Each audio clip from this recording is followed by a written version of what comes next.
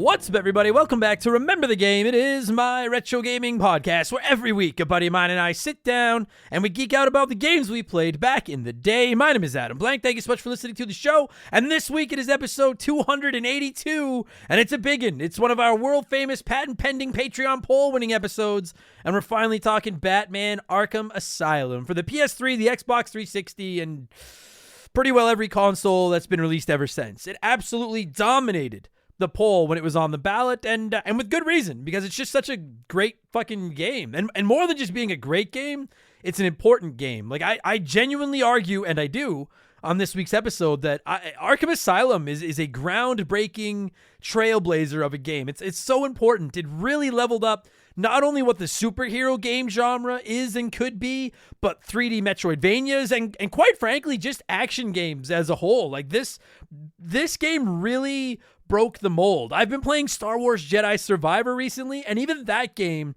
feels like an evolved version of what Batman Arkham Asylum was, as far as the smooth combat and the combos and all that kind of stuff. And it's not just that it broke the mold as far as like the gameplay aspects go, but everything else about it is just so polished. It looks great. It plays well.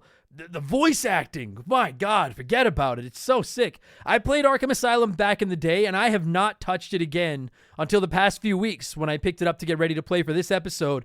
And I'm so happy to say it still holds up. It still plays so well. I mean, really, my only criticism of it, and it's not really a criticism, it's just an observation, is that the formula for Batman Arkham Asylum has been done much better since. So it kind of just feels a little vanilla compared to some modern games that are using that same script, but that just comes with retro game territory, and if you're the first in the door, other people are going to build on what you started, right? So it walked so games like Spider-Man could run. A popular game calls for a popular guest, and my buddy Tyler came by the show this week, and we stayed up late Friday night talking about hunting the Joker, escaping Scarecrow, and running away from Killer Croc, which is still such a stupid fucking name. And we'll get to all that in just a minute, because speaking of stupid fucking names, it's time for another edition of the Remember the Game infamous intro. And if you're new to the podcast, welcome. Get in the Batmobile. Get comfortable. Sit down. We're happy to have you here. But I will warn you, our intros are a little bit long. They're fun. We talk video games and stuff. It's not all just self-promotion, but it's, they're a little long. Maybe not as fun as Arkham Asylum, to be honest, but they're a good time. So if you do want to skip it, if you just want Arkham Asylum talk, go to about the 30-minute mark, and you should be there. But I recommend hanging around. Give us a chance. Talk some video games with us. It's fun. Let me get my bills, or my bills paid. Keep the bills on. That's how we say it around here. Let me keep the bills on with a couple of quick plugs. That's how I always start the show. We have all kinds of merch. You can find it all at rememberthegamepodcast.com. It was all designed by 4545 Creative, so massive shout out to Joe, that talented son of a bitch over there. And if you're not interested in clothes, I get it. Maybe check out our Patreon. It's about the best deal in the history of mankind. We offer 4 additional podcasts every week. 4! You can listen to them on Spotify or just all your favorite podcast services. It's crazy. They're ad-free. It's awesome. Every Monday, Mark McHugh and I break down an episode of The Simpsons on Purple Monkey Dishwasher. Every Tuesday, I break down pretty much everything I want that isn't video games on The Rambling Idiot. I talk comedy, movies, sports, TV, my life, whatever I feel like chatting about.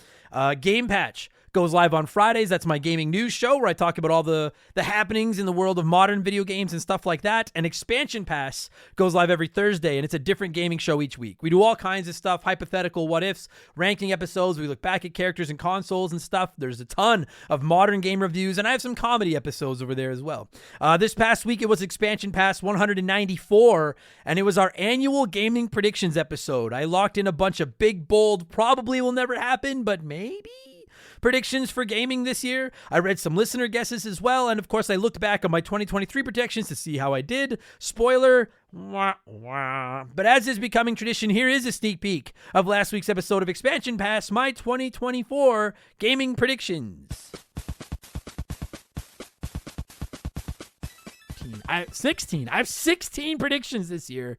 I need to get 1 full point to beat my score from last year, so let's get after it, baby. Let's will some shit into existence. I'm going to read a bunch of yours as well.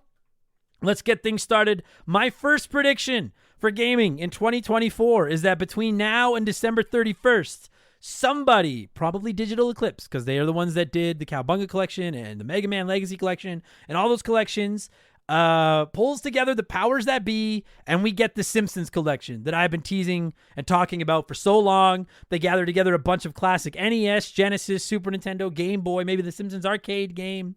They put a whole bunch of Simpsons games together and drop a very high quality, solid collection, much similar to what we got with the Teenage Mutant Ninja Turtles Cowabunga collection. That's my first prediction of the year. I'll be honest with you, prior to the Cowabunga collection, I wouldn't even have considered this. So that's now available in our archives. And this week, it's Expansion Pass 195, and it is arguably the most anticipated podcast of the year. Here at Remember the Game Industries, it is the 4th annual Blankies. It is our Game Award show where I let you know what the community voted in as the official game of the year for 2023, along with a ton of other awards. I reveal my picks for all the rewards, all the awards as well. I sneak in some comedy and air quote skits and stuff like that behind the scenes at the Blankies. And it really is about the hardest episode of the year on my end. It takes me about 2 weeks to write it, record it, edit it, and get it all done.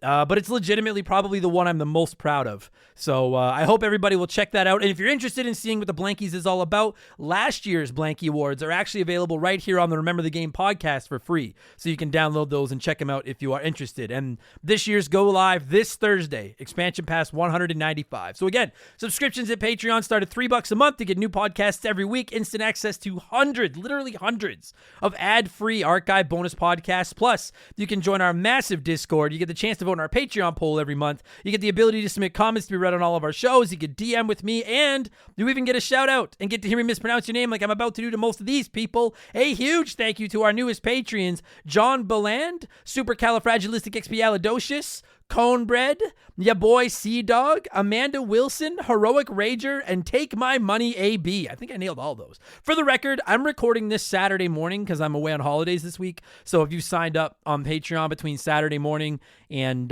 when this episode goes live, I will get you next week, I promise. I just had to get it done early so I could go off and get drunk. Thank you all so much for the support, and welcome to Remember the Game Industries. You can find all that at patreon.com/rememberthegame. Don't forget, we donate 5% of that income to charity, and we offer annual subs that'll save you your 12th month's fees. And finally, don't forget you can check me out over on the old Twitch box, twitch.tv/rememberthegame. I just play old stuff and get mad, and it's usually a mediocre time. All right, that's enough blowing myself. Let's blow some of you by blowing in some cartridges. It is our opening segment here on the show. I read a few comments and questions from our Patreons, usually gaming related, but not always. And we call this segment Blowing in the Cartridge. He blows all right. He blows big time. That's it, honey. Get into the spirit. Let's blow. Our first blower this week is Brandon DeZeba, who said, "Hey, Super Adam, with the high potential for Nintendo's next console release announcement coming this year, what games would you like to see announced as either launch releases or games coming soon to the new console? I'm hoping they'll announce Metroid Prime 4 with the launch of the new system. Cheers, and have a great week." Yeah, I think, obviously there's nothing official, but I think the general consensus amongst gamers is that at some point in the calendar year of 2024, Nintendo, if they don't release this new system, they're at least going to announce it. It's either, to me, one of two things is going to happen. They're going to announce it between now and summer to release this holiday season, or they're going to announce it this fall to release next spring. And I think I'm going with A, because if they announce that it's coming this fall, or if they announce it in the fall coming next spring, they're basically just cannibalizing their own holiday sales. Right? So to me, you either need to just shut the fuck up and get through Christmas with the Switch, or drop this new system before the holidays, which is what I think is going to happen. As far as a launch title, I do wonder if Metroid Prime 4, the only reason I'm a little skeptical about Metroid Prime 4 as a launch title is, as much as I love it, and I would buy Metroid Prime 4 in a heartbeat and play it and fucking be so happy with it, Metroid doesn't move the needle like Mario or Zelda or Pokemon does. So I wonder if that's what they would come out of the gate with, or I don't know. But at this point, it just makes you wonder. I know that game has been in development hell forever, and it seems like if they were going to drop it on the Switch, they would have by now. So I think Metroid Prime 4 is definitely possible. I guess I'm kind of giving away one of the predictions from Expansion Pass this week, but I actually think they'll launch it with both a new 3D Mario game that's playable on the Switch and their new system. And I think they'll launch it with Mario Kart 9. I think Mario Kart 9 is the big one. Mario Kart 8 is the best-selling Switch game of all time, and we haven't gotten a brand new Mario Kart since the Wii U, because Mario Kart 8's a port of that. It's time for Mario Kart 9. And that will move fucking systems, as will a new Mario, as would Metroid, as would Donkey Kong. I'll take any of those, but if I have to pick one, I'm saying Mario Kart 9. is what I think they launch it with. So lock it in. Because I said it, it's probably not going to happen. Shadow Heart Simp 82 said, "Hey Adam, what are your thoughts on British comedy? I recently discovered this show called Peep Show. It's about these two guys getting into a bunch of crazy shit. I kind of compare it to It's Always Sunny. There's a lot of dark comedy, and I definitely recommend it. Cheers." I get asked about comedy and stuff like that fairly regularly, and I know I am a comedian. I don't know if any of you like believe me because I'm not that funny, but I really am a pro working comedian. But I don't watch a lot of comedy, and I actually don't watch a lot of sitcoms. I'm very much a snob. I'm like a foodie, but when it comes to comedy, and I just don't watch a lot of it. That said, I've always found British humor.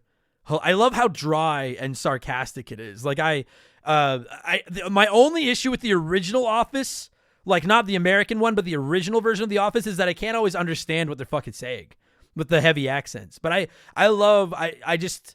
feel like we're much more like shock humor and stuff here. Like we're more over the top and zany, for lack of a better term. And I think British comedy is much drier and I like it dry, man. Dry it out like a fucking old piece of beef jerky. So I like British. I like British comedy. You Brits are all right. I like your sense of humor. But I've never seen Peep Show. For the record, I've never seen Peep Show. Well, I've been to a Peep Show, but that's a different story for a different day. Johnny from Virginia said, "Happy January, Adam. With all the new Sega games coming out this year, how would you feel about a brand new 2D Echo the Dolphin? I'm one of the few hot dogs that's actually a very forgiving fan of the franchise and would love to see it happen. What would they have to do to convince you there's something truly special here with this sort of evolved reboot of the franchise?" I'd love a new Echo the Dolphin. Listen, I shit on Echo the Dolphin like that. That's arguably the most infamous episode of this podcast was our review of Echo the Dolphin. And I genuinely think that game is so obnoxiously, stupidly hard. It's just unforgivable. But I like the concept. I love, like I said, when I was a kid and I'd play Echo the Dolphin, I love just swimming around as that dolphin and jumping out of the water and stuff. I think it's beautiful to look at. I would love a new Echo. And I genuinely mean it. I would love a new Echo the Dolphin game. Just like, you don't even have to scale the difficulty back. Just make it fun to play, because that's the problem for me with Echo the Dolphin is by like the third or fourth level, I'm not even having fun anymore. But like, as long as the game is fun, I'd be all, and imagine what it would look like on today's consoles. I still think the OG Echo looks great. I think a modern one would look like fire. So, I mean, they're rebooting a whole bunch of the franchises, right? We know that a new Streets of Rage is in the works, a new Crazy Taxi, a new Jet Set Radio, a new Shinobi. What was the last one they're working on? It's fucking right on the tip of my tongue. They announced five. Some of you are probably yelling at the fucking radio right now. Shinobi, Jet Set, Crazy Taxi, Streets of Rage. God damn it. Anyway, Sega just announced that they're reviving 5 of their classic IPs and working on new entries for them right now. I would love a new Echo game. I genuinely mean that. Yeah, sign me up. I'll give it another chance. If it sucks, I'll tear it in ass like I did the first one. But I'd be down with a new Echo game for sure. Venom NYC said, "Hey Adam, first of all, love what you do. Thank you. Great podcast and love the nostalgia for all the retro games. Seeing that this episode is for Batman Arkham Asylum, this would be a good time to ask, DC or Marvel? Let's break it into 3 categories. DC Comics or Marvel Comics, DC Video Games or Marvel Video Games, DC Extended Universe or the Marvel Cinematic Universe. I'm more of a Marvel fan, hence my username, but I do have some DC Comics, movies, shows, and games that I enjoy. Want to hear where you stand on this. Keep doing what you're doing. Thanks, Venom." Honestly, it's Marvel across the board. Like, I don't buy a ton of comics. I do have some. The only comics I read with any regularity are the Ninja Turtle IDW comics. Oh, they're so fucking good. But, and I love the Batman video. I really do love these Batman video games. And I love Batman on the NES. But when it comes to comics and movies in particular, I don't think I've ever seen, outside of Batman movies and Black Adam, I don't think I've seen a DC movie. Ever since I was a kid, when I was a kid, I used to collect those Marvel trading cards, and I've always just liked Marvel better. Like, Spider-Man's my guy. I love Venom. I love Carnage. I love Iron Man. Like, I just Marvel literally for all of them. I just like Marvel better all the way around. Sorry to you DC fans. Killer Croc, like, fucking try. Oh, don't forget Captain Boomerang and Sharkman or whatever the fuck they are. Anyways, but as you're about to hear in this episode, I still think, like, if I had first overall pick in a comic book draft, I might be taking Joker. I think Joker is the greatest villain in any form of any, like, art ever. Venom, excuse me. I just read the name Venom again. Joker is the all-time GOAT for villains. So they've got that. And I like Batman fine, but Marvel all the way. Smith So, good day, Mr. Blank. I was wondering if you have any thoughts on the Valhalla DLC for God of War Ragnarok. I played it during the holidays and found it to be an entertaining way to tag along with Kratos and Mimir and revisit some memorable locations while adding something special to traditional combat, both in the style of fighting and the quality of enemies. You've previously stated you don't go back to games even for DLC, but have you played it or do you have plans to play it? I'd love to hear your review of the new roguelike gameplay and story. I was also wondering, like Valhalla or Mario RPG, I'm struggling this morning. Are there other games that you would like to see released in a different genre? A few that I've thought of are Paperboy City Builder and Street Fighter 2 Kart. That's sick. Love the podcast and appreciate everything you do. Happy New Year. So to get to your first question, I'm not going to say I'll never play the Valhalla DLC, but you are right. I very, very, very rarely go back to games for DLC. And people write in all the time and they're like, you're missing out. The DLC is great. I have no doubt the DLC is great. It probably should be great because they already have the formula of the game and now they've had all this time to just improve on that formula to create some banging DLC. I just even before the podcast, I'm usually just ready to move on to another game. And especially now with the podcast, I'm barely keeping up as it is with games for the show. And so I would love to go back and replay Resident Evil 4 remake again. I'd love to go back and play a complete playthrough of the entire Mega Man series. I've been jonesing to do another playthrough of Mario Odyssey. There's all kinds of stuff I'd like to do. And it's just I don't think I don't have time because every week now I basically have to play a retro game for the show, plus playing the modern stuff that I'm trying to keep up with. So, and then the problem with going back to something like Valhalla DLC is I haven't played this game in years, and I got to go back and relearn how to play it. And I'm good. I got my fill, and I'm ready to eat a different dish. So I'm not saying the Valhalla DLC isn't good. I'm sure it probably is. I don't see myself going back to playing it though. I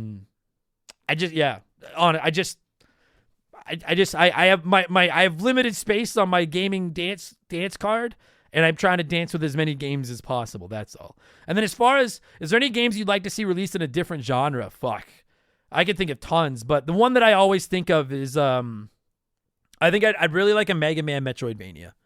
I think that's the one I'm going to go with. A full-blown, where you get different boss powers and then use those to access different areas and stuff. A full-blown modern, because I know people write in with some other, classic games. I would love a new, modern Batman Arkham Asylum level quality Mega Man game. Or a 2D, Super Metroid Dread type game with Mega Man, but as a Metroidvania. I think that'd be fucking sick.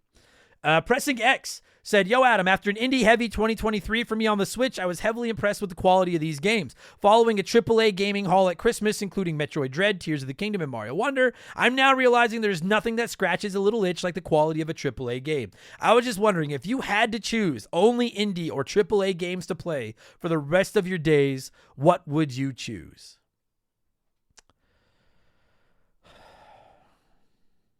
See, that hurts because I have to choose AAAs because I can't give up my Marios, my Mario Karts, my Last of Us's, my Resident Evils, Zeldas, Mega Man, if you consider them AAA. I can't give those up, but I genuinely love indie games, and I don't know if I could walk away from them. I think indie games, some of my favorite games of all time are Slay the Spire, The Messenger, Shovel Knight, Hollow Knight, Celeste, Into the Breach. Some of my favorite indie games ever made, or some of my favorite games ever made are indie games.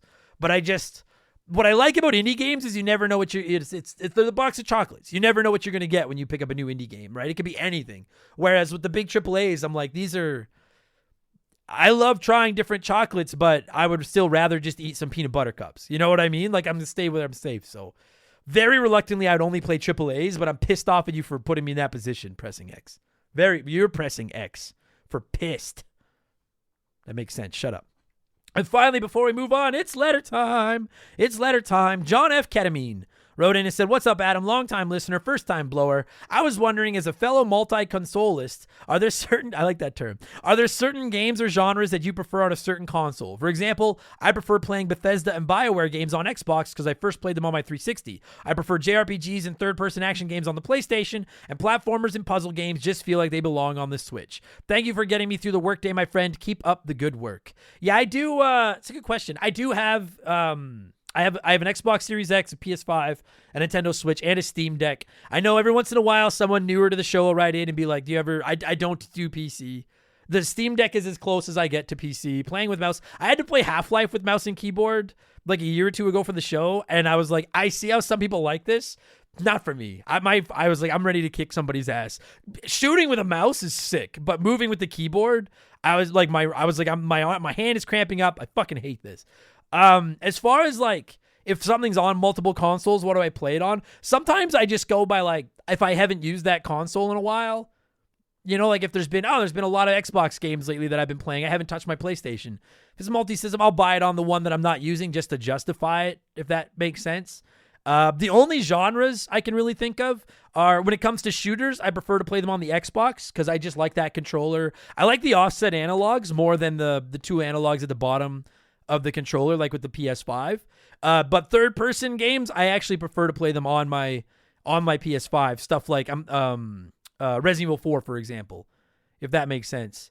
So and that's not written in stone, but by and large, I kind of, plus like when I think of my PS5, that's what I think of. I think of The Last of Us. I think of God of War, Horizon, Uncharted, those games. So I kind of like my third-person games on my PS5. First-person shooters and sports games, I prefer them on my Xbox because of the controller. And basically any kind of RPG or open-world game, I would much rather have it on my Switch or now my Steam Deck because I just prefer them portable. Like if I'm playing like a really grindy RPG, I don't want to sit at I want to be able to like take it to bed, take it on the road, take it on the toilet, sit on the couch while I have something on TV. Anything like that, I want to have it portable. I'm playing Cyberpunk 2077 on my Steam Deck right now. Even though I'm sure it would probably look better through my Xbox or my PlayStation on my TV, I would just rather be able to grind away at it anywhere I go in like little bite-sized chunks. Otherwise, I never get through those games. And JRPGs in particular, like don't even get, oh God. Switch, Steam Deck, or bust. I don't know if I'll ever play like a sit-down, stat-based JRPG on my PS5 or Xbox again, because I would just rather have them portably. So, which I guess now I can do with cloud, but whatever. Shut the fuck up. So, anyway, that's it. I hope that answered your question, John F. Ketamine. Basically, there's no method to my madness. I'm just a monster. Thank you to everybody that wrote in. As always, I appreciate you. We got to keep this ball rolling, so let's switch things up and get to our Smash Hit segment, the official game show of Remember the Game Industries. It's Play One, Remake One, Erase One.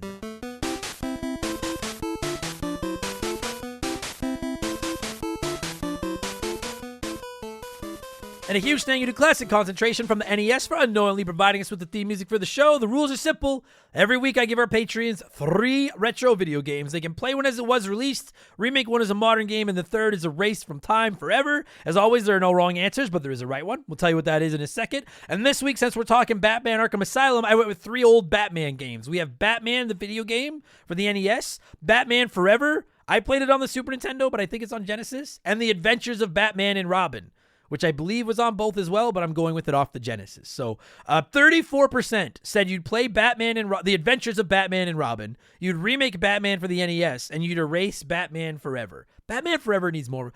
The game sucks. The game fucking sucks. But that movie needs more respect. Anyway, let's see what a few of you had to say here, and then I'll tell you what the right answers were. Larry White said, I'm going to rip the bandage off, erase NES Batman. What? Larry says, I love it, but I've got Ninja Gaiden, so I'm good. I get it, but fuck, I love Batman on the NES. Larry says, remake Batman Forever, just make it a beat 'em up with no platforming. I love the digitized graphics, so maybe even give them goofy power moves and finishers like Mortal Kombat or WrestleMania the arcade game. And then finally, just play Batman and Robin the game, and the animation is gorgeous, and it's so hard a cat can't scratch it. Perfect as it is. Fucking sound, I mean, I disagree with your order, but I like the way you showed your work, Larry. You pass this class. Liam Loftus said, play Batman on the NES because I want to play more NES games. Remake Batman and Robin because a current gen game with the Batman animated series aesthetic would slap. And erase Batman Forever because the only good things about Batman Forever are the Riddler played by Jim Carrey and the Seal song. I actually agree with both those points. I like that movie, but you're right. Jim Carrey and that song are the best parts of that movie. I agree. Sparky Mandrillo said, play Batman and Robin because Sega rocks. Remake Batman for the NES, only to polish it up a bit and maybe fix that damn diagonal jump. And erase Batman Forever because that's the damn rules, and one of them has to go. So long, sucker. I will say, as much as I love Batman on the NES, those jumps are fucked. I'll concede that point. Those jumps are fucking weird. So I could live with fixing those jumps. Eric Shipe said, play Batman Forever because of Kiss from a Rose, remake Batman and Robin, and erase Batman on the NES because I'm simply not good enough at video games now to beat it. I hate that that makes sense. I fucking hate, you're right.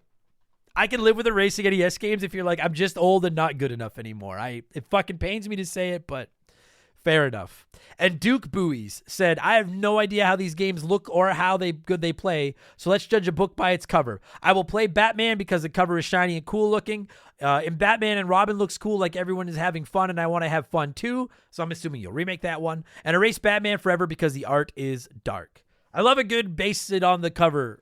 Don't judge a book by its cover, but definitely judge a video game by its box art, as we used to do back in the day. I like that logic. I'm actually going with the majority this week. I don't do that too often, but I am going with the 34% of you this week, as is the Remember the Game infamous member who said, play Batman on the NES because I played the shit out of it when I was a kid, only I was never able to beat it. I must right that wrong. I'll remake Batman and Robin because I know I've played it, but I have zero recollection of it. I don't know if that's because it was such a bad game that my brain is suppressing those memories, or my brain is such a bad memory retainer that I don't remember remembering my memory. What?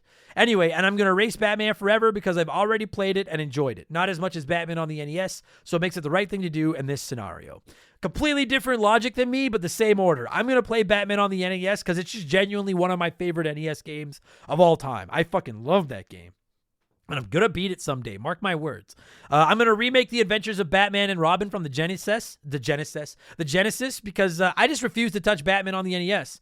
So why not make a modern one with that cartoony art style? I think it'd be sick. And I'm erasing Batman forever because I really like this movie, but I had this game as a kid and it fucking sucks and I hate this game and I don't want to play it anymore. It's just a shitty video game. So that was an easy erase for me. I have no need to ever touch that fucking game again. Ugh. Yeah. Choking on my own rage here. Anyways, thanks everybody that wrote in to play along as always. What have I been playing over the last week? As I said, I'm recording this Saturday morning, so it's only been 3 days since I recorded last week's episode, but I'm pretty just focused right now on Cyberpunk 2077 and Donkey Kong Country 3, which will be getting an episode of the show in the next, hopefully if the stars align, by the end of January.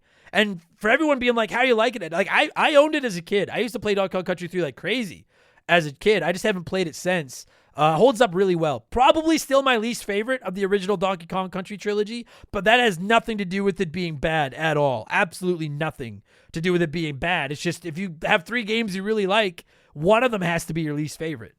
But I still think Donkey Kong Country 3 is sick, and I'm really enjoying replaying. You can find me on Twitch replaying that, by the way. It's good times. So, all right, we'll pause here. We'll let a sponsor come in and sell their wares, and then we'll come back and we'll get into a Batman Arkham Asylum talk, okay? We will be right back. We've had some great partners over the years here at Remember the Game, but I don't know if any of them have hit home for me quite like Hometown Hero does. No pun intended. Don't start. It's a transparent, honest cannabis company that helps people and gives back to those that have served their country at the same time. I mean, come on. As soon as I read about these guys, I knew I wanted to work with them. Hometown Hero is a cannabis company out of Austin, Texas, and they were founded back in 2015 by a U.S. veteran. They have 2 goals: create premium hemp products that can help everyone, and to support veterans by donating a portion of those profits to organizations set up to take care of those who have served. Hometown Hero products are of the highest quality, and everything they offer is made right there in the U.S. of A. Gummies, caramels, chocolates, drink mix. There's something for everyone. And what's more, their hemp is grown locally in Texas, which is something they should and do take a lot of pride in. And they offer certificates of analysis for everything they sell because they want to be clear that their products are as advertised, both in terms of potency and ingredients. No contaminants, you get what you pay for.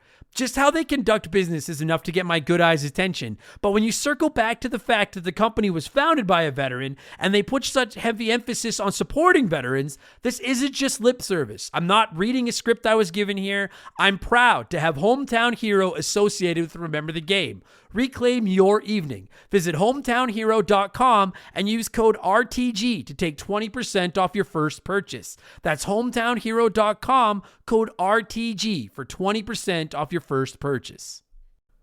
This is an ad by BetterHelp. A band once said, "Work sucks, I know." And I think most people agree with them. Workplace stress is now one of the top causes of declining mental health, with 61% of the global workforce experiencing higher than normal levels of stress from their jobs. And while walking away from your job might not be an option, taking a little time every day to focus on yourself and your mental health can make a huge difference. I know in the summer I try to get outside every day, get a little bit of sun, and just enjoy the outdoors. It really helps.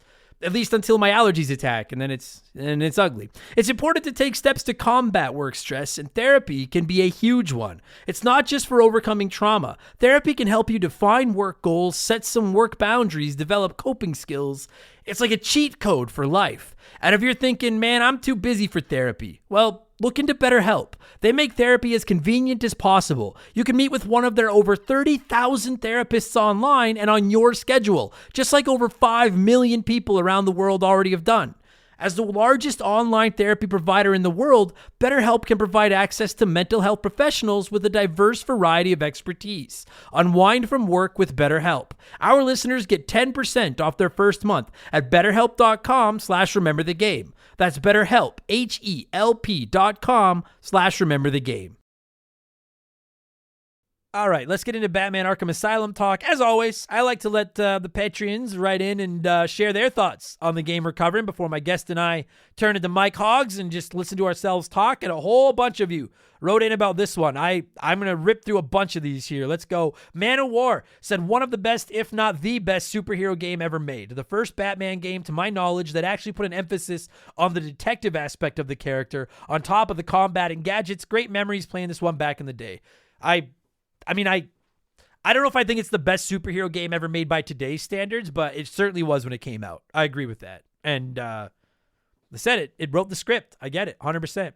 Mr. Snurub said this game was recommended to me back in the day by another patron, Rowdy Roddy Ryan. Before this game, I was a casual Batman fan. Now I have 2 Scarecrow tattoos and one of the Joker from the Arkhamverse on my right arm. Just a phenomenal game and showed that superhero games could be awesome. Yeah, even if you don't give a flying fuck about Batman, in my opinion, this is just a must-play video game based on the quality alone. And then the fact that Batman's in it just adds some gravy to the ice cream. That's all. AJ McCurgy said, my goodness, the memories of this game. I'm a Sony guy, and when I got this game and started playing it, I could not put it down. The size of it, even though it was only Arkham, and the graphics and just being Batman as he should be. Also, Kevin Conroy and Mark Hamill. Yes. Oh, buddy, we are going to blow so much smoke up those guys' asses on this episode. Some of the best voice acting in the history of video games. Agreed. Joe Evans said it's a masterpiece of a game. This was the first Batman video game that really made you feel like Batman. The combat, gadgets, detective work, and stealth all encompass what it means to be Batman, and the voice acting of Hamill and Conroy is mwah. I have nothing to add to that. Literally every aspect of that was right. You're right. I says to Mabel, so good. First superhero game that took it to the next level. Yeah, Spider-Man 2, blah, blah. Small potatoes compared to this one. It really started a new generation of superhero games that we're still in. Now, I was very vocal about this while I was playing through this on Twitch. I think Spider-Man 2 is just a better video game. But Spider-Man 2, like I said, just built on that foundation that this one started. We don't have Spider-Man 2 without this game, in my opinion. Or are you talking about the movie game? Spider-Man 2, which actually I'll shut up about because Tyler and I get into that on the show. Maybe you're I don't know if you're talking the current Spider-Man 2, which I think is a tribute to this game, or if you're talking the movie Spider-Man 2 video game, which came out before Batman Arkham Asylum, but you'll hear my thoughts on that in a second. And Canadian-made Punk said, I absolutely love this game. I originally picked it up on the PS3 when it was released, being a huge Batman mark. This was a must pick up for me. Great gameplay, lots of action. I was hooked right out of the gate. Solid series overall. I agree with that. I think City is still my favorite, but I haven't played City in years. I got to go back. But we'll rank the Arkham games someday down the road. All right, it's time to talk Batman Arkham Asylum, where it all started. That's why you're here. That's why I'm here. That's why Tyler was here. I'm going to cue up some music. And when it stops, it's finally time to go back to Arkham Asylum. Batman Arkham Asylum, which originally released on the PS3 and the Xbox 360 on August 25th, 2009. Enjoy the podcast, everybody. Let's go.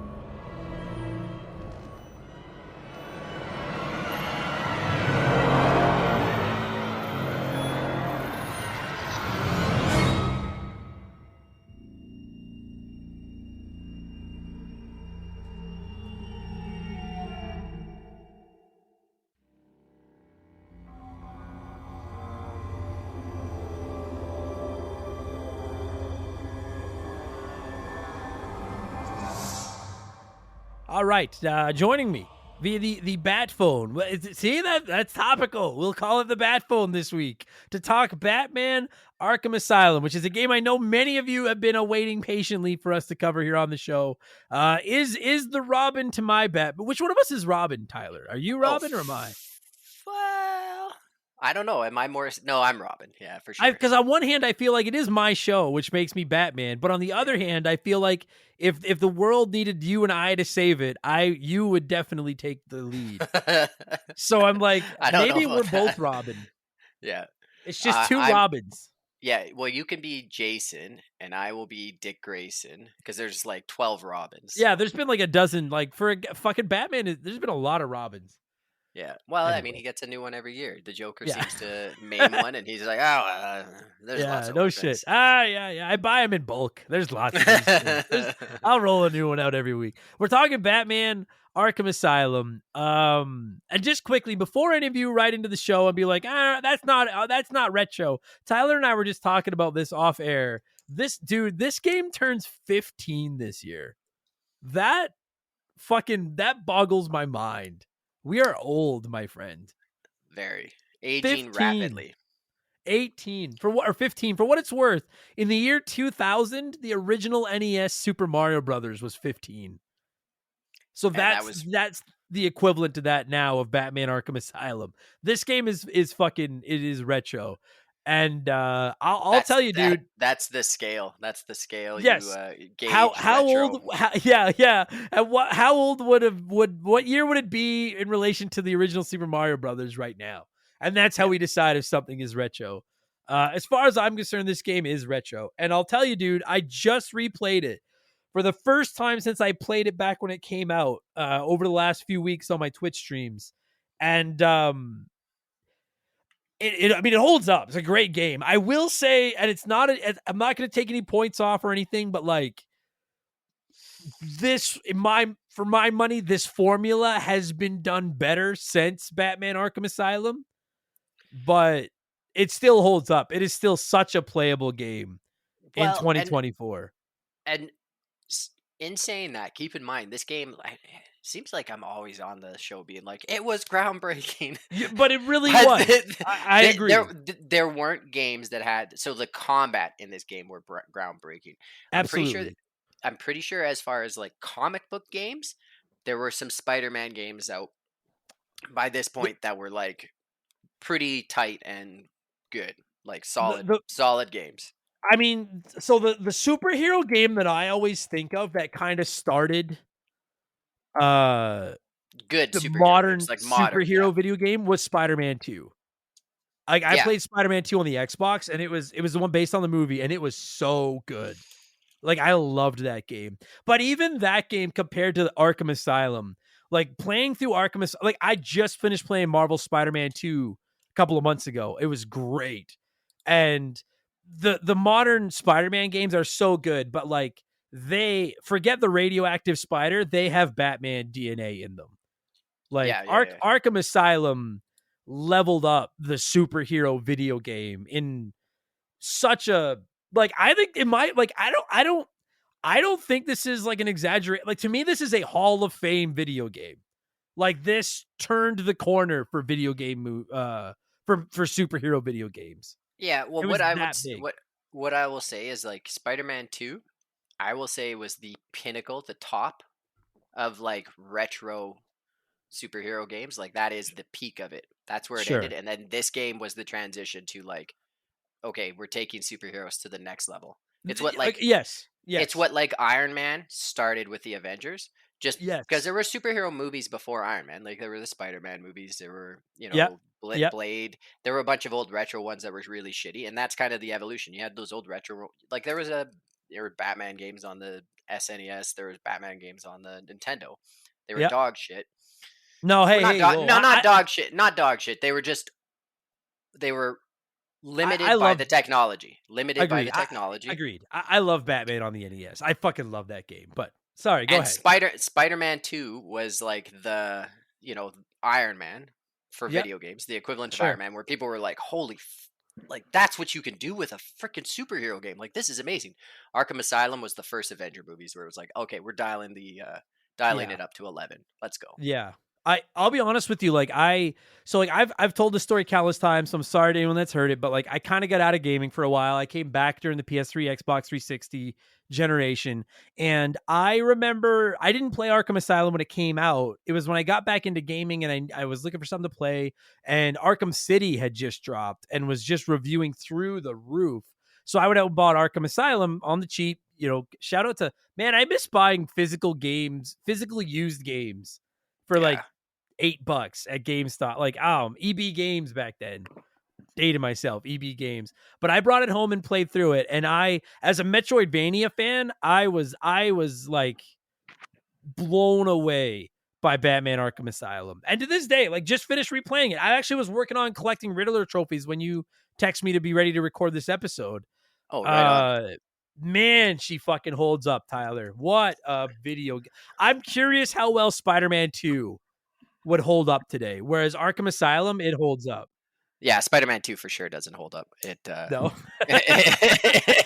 It's rough. I I've gone wonder, back. like I loved that game, but I'm like, by today's standards, I worry. Like It's just graphically it's not there, and you can't do quite as much. Like the newest Spider-Man game on PS5 yeah, is like unparalleled. they're Like sick. They're sick. yeah, and it's like an evolution though. The Spider-Man games just keep taking what they're already doing and making it better. Like at some point, there's going to be a VR Spider-Man where you hook up to his haptic suit in a zero grav like rig, and you're going to be web slinging, and it's going to feel amazing until you realize it's a lot of work.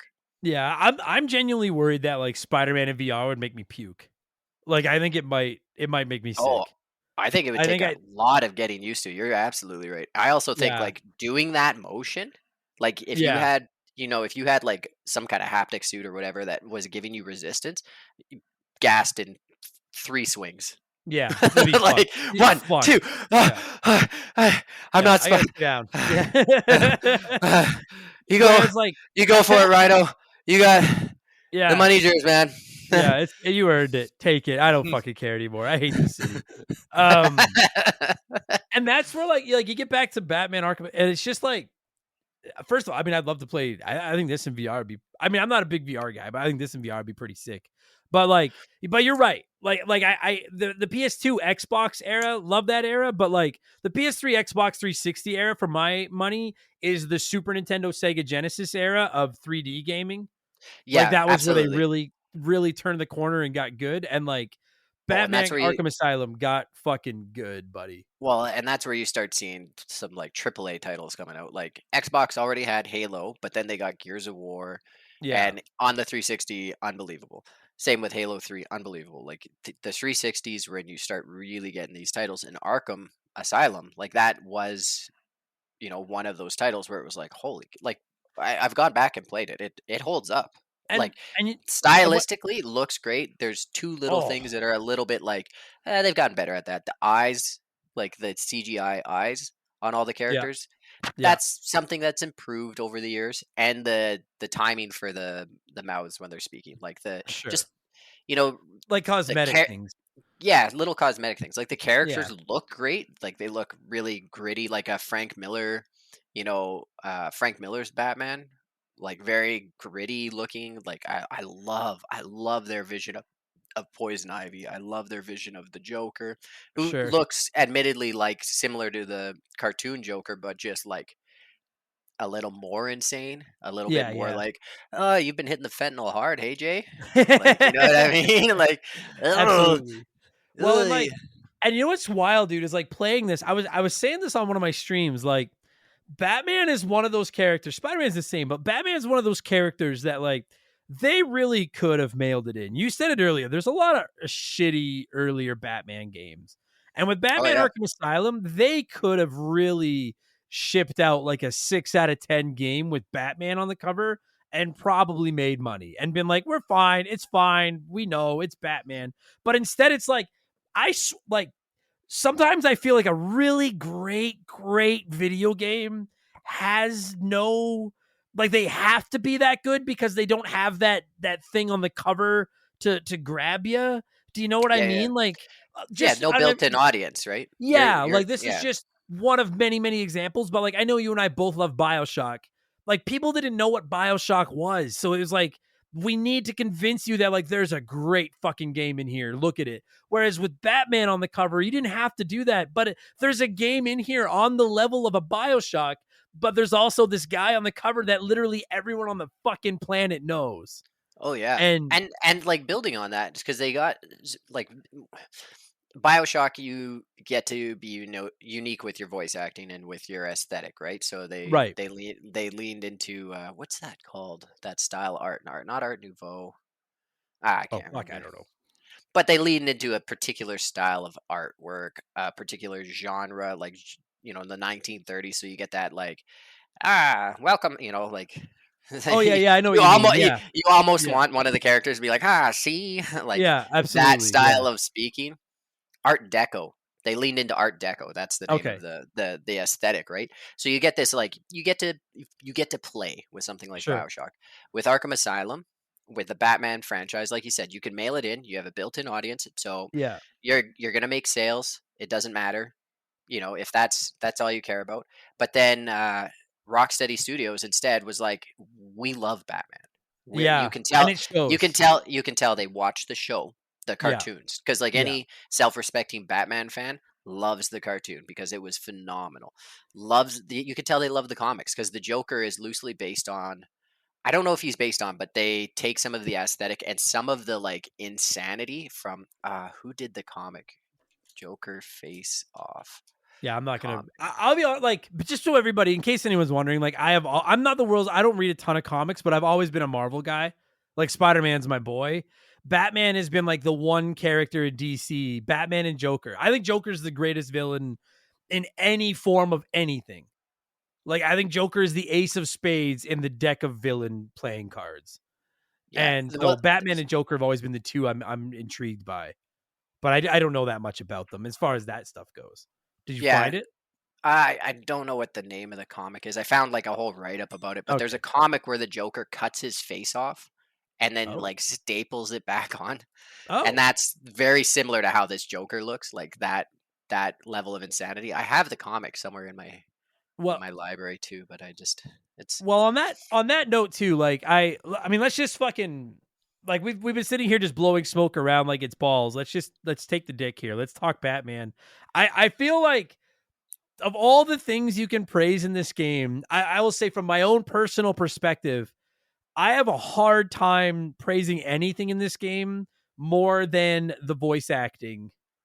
So you're a Uh, big fan? Do you know like Kevin Conroy, the I voice I of Batman? I I didn't because admittedly I don't watch a ton of Batman. I didn't, but everyone in my streams and stuff was like, "Oh, that's Kevin Conroy. He's the Batman and everything." And I'm like, "Dude, he was a spectacular Batman." And I believe he just recently passed away, did he not? Yeah, Yeah, at rest in the peace. at the Uh end of I think it was it in 2022, I think, at the end of I don't think it was 2022. long ago. Yeah. So obviously, R.I.P. to Kevin Conroy, and I mean nothing to take away from his performance because he was spectacular as Batman, but Mark Hamill as the Joker, Well, my God. and what's great about that is Kevin Conroy and Mark Hamill have been working together as the Batman and Joker since Yes. 1992. Right, because they were in That's the that. animated series, right? Yes, that's where they Yes. started, and both of them. I believe Mark Hamill went to Juilliard School for acting, but Kevin Conroy, like that's who they got for Batman, is this school who went to Juilliard, like Oh, a very prestigious acting school, and he's in everything. Batman. There was a certain point. Oh, the name of that Batman I'm thinking of is it's not the Killing Joke. Fuck. Yeah, whatever. But he was in most of the Batman animated stuff till like 2005, 2006, something like that. And then they okay. recast like Superman. They recast all of the Warner Brothers voices, and it just drove me insane. Like Right. just Yeah, like if it's not broken, don't fix it. Like and they he's didn't need to. They could have kept those actors going on all of those projects. sure. Like it just, Yeah. I don't know. I don't know why they recast them. Like they recast Superman. They recast Mark Hamill. Like it was, I don't know. It was brutal. To me what I think is so cool is that I think a lot of people and I kept hearing this from people on my streams, like a lot of people love the animated series and everything and knew Kevin Conroy's Batman and knew Mark Hamill as the Joker, and I didn't, like I didn't watch that show. I didn't know, like I only know them from the video games. But I think it's a real testament to just how incredible the two of them are in those roles, that like the people that grew up watching them are like, oh my God, there they are again. It's great. And as someone like myself that knows, like, listen, if this was the Ninja Turtles and you had the original cast from 87 doing the voices, I would know them like that. So I get Yeah. how the Batman, I get how fans are like that. I don't have any connection to these two voices as these two characters. And playing through it, I'm like, they're both spectacular. Like the Batman sounds like the Batman, and fucking again, I cannot praise Mark Hamill as the Joker enough. Like Mark Hamill as the Joker was so, every time he pops up one of those TVs or anything and like, oh, bats, and running his mouth like he fucking does, and you just 70% of you wants to punch him in the teeth, but 30% of you is like, fuck, you're cool. Like you're such a cool fucking villain. And Well, it's and just so it's good. and what's crazy about that to me is that that wasn't hitting a retro like nostalgic chord with you. Like Not for in the me, least. Not in yeah, the for least. me in 2009 when I played that, there was a sense of nostalgia to my childhood of Sure. 1992 listening to these guys talk. Like it was like, it was a retro moment with like a new thing in 2009 where you're just having a nerdgasm because you're like, oh my god, they got Totally. the original voice actors, this is amazing. And not only is it amazing in that sense, but it's the first game where you're actually Batman the detective, so you're playing Batman in the three styles that Batman is portrayed. You're playing him as a detective, you're playing him as an assassin, or like a ninja, or however you want to say that, where you're Yeah. hiding in the shadows and taking creeps out, Sure. stealthily, and then you're Yeah. beating the tar out of just Yeah. hordes of enemies. He doesn't kill anybody. He will cripple you for the rest of your life and make sure you can never Oh. chew solid food again, but he won't kill you. Like, fuck. There's this finishing move that he would do in the game where he like takes someone's leg and twist it, and I was like, oh, Oh, he just popped that out of the out of the buddy. hip joint. That guy needs Some surgery and won't some walk of the the shit, same anymore. some of the final blows Batman dishes out in this game, I'm like, I would rather you kill me than fucking leave me like that. What are you doing to the But no, does I agree. does We're gonna hammer this nail a lot over this episode, but I feel like in a game where they could have cut every corner, they didn't cut a single one. Like it's just, uh I will have you beat it? oh yeah, multiple. Oh, and I by the I way, will. spoilers. We are gonna spoil the end. I'm assuming most people that want to play it have played it. We are spoiling it, so anything's on the table. Say whatever you want. The only corner I'll say they cut is the final boss battle. I thought Yes, that it like, felt very similar to BioShock, where I was like, huh, that was a lot of yeah. build up for a really easy boss fight that It's wasn't. funny. When I was playing it, people were saying that. They're like, the one thing I don't like about this game is the final boss. And I was like, I don't remember what the final boss is, but I don't remember it leaving a bad taste in my mouth from all those years ago. And then I got there and beat it. And yeah, like if you've never, like, Joker's all jacked up and juiced up on the juice, and he's just yelling at the helicopters and stuff, and you're fighting henchmen, and then you haul him down and you beat on him a little bit, and you do that a couple of times and it's over. And the thing about it is, like, most of me does think that it was a shitty final boss fight, but there is a small part of me that thinks like that is something Joker would do. Like he's Oh, not even oh going to yeah, try to defeat Batman. He's just going to fuck around like the Joker does. He doesn't care. But it is a weak boss. I agree with that. It's a weak boss fight. yeah. I like Like, otherwise start to finish 10 out of 10. Like absolutely, yeah. I mean, like we're gonna get into more of the combat and the gameplay and stuff. But like, it looks great, it plays great. I know we've praised Kevin Conroy and we've praised Mark Hamill. I don't know how you say it. Is it Arlene Sorkin, the voice of Harley Harley Quinn? Quinn. I'm I not. don't know I how to am not. pronounce it, but Yeah, I don't know how to pronounce it either. I'm not the world's biggest Harley Quinn fan. I know that's a hot take. I think she's cool, but like I'm sick of her now because she's been what? everywhere for so long. She's Yeah, very well, good in this game though. and Very so good. she was invented. She wasn't invented from the comics. She was invented from the show, the cartoon. Right. Yeah, So yeah. she's a character from that cartoon, and she has some of the best story arcs in the cartoon, like, and in the franchise. Have you Right. seen her new Netflix show, like I Harley have not. Quinn's?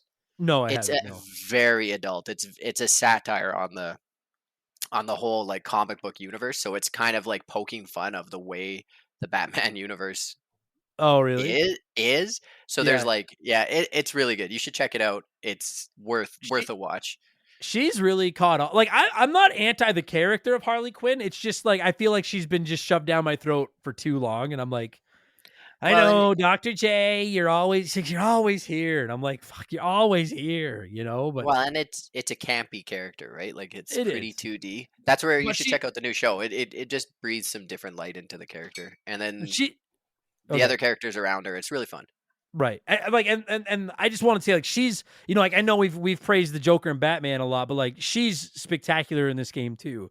And even if that was what the game was, if primarily it was Batman versus the Joker and Harley Quinn, it'd be like, yeah, cool. But then Killer Croc, which I think is such a stupid fucking name. Cool villain, stupid fucking name. That whole Yeah, segment's sick.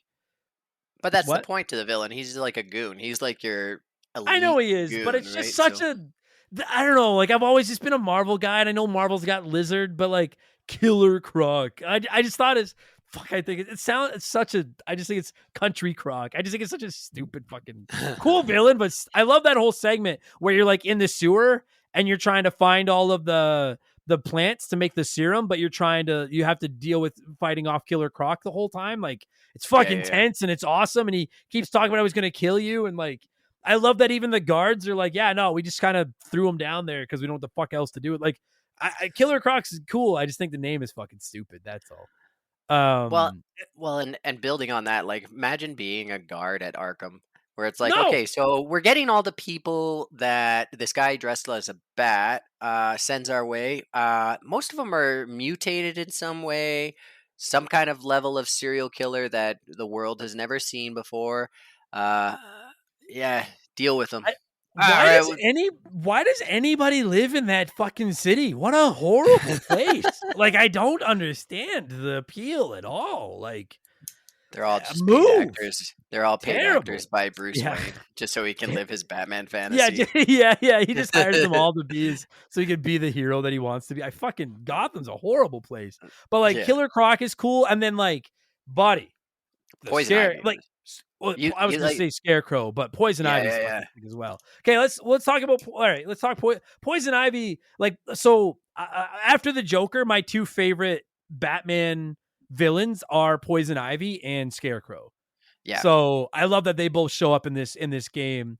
I love that like because and it's not like a sexist thing, but like I like Poison Ivy, but I'm like, are you really in prison without your plants? Are you really that big of a threat to Batman?